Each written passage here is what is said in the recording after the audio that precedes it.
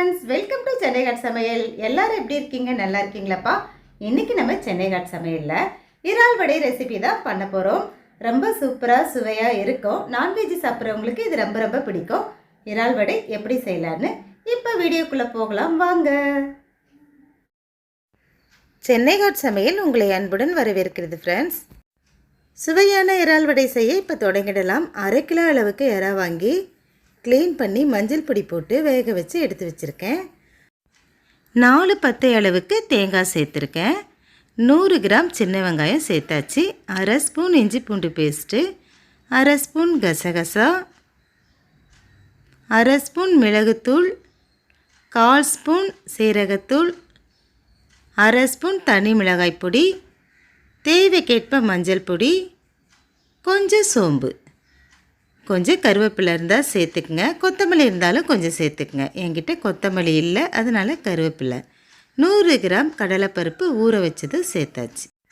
தேவைக்கேற்ப உப்பு சேர்த்து கொரன்னு அரைச்சிக்கங்க. 1 முட்டை இதில் சேர்த்துருக்கேன். எல்லாத்தையும் ஒன்றா சேர்த்ததுக்கப்புறம் இப்போ நல்லா இதை கலந்து விட்டுக்கலாம்.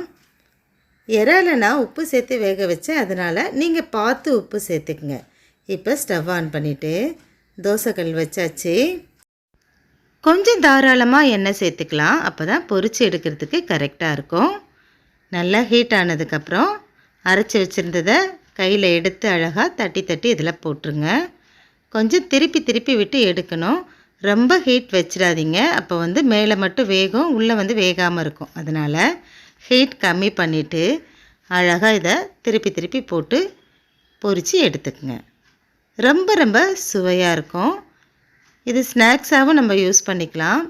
சாம்பார் சாதம், ரசம் சாதம் இதுக்கெலாம் ரொம்ப அட்டகாசமான டேஸ்ட்டில் இருக்கும்.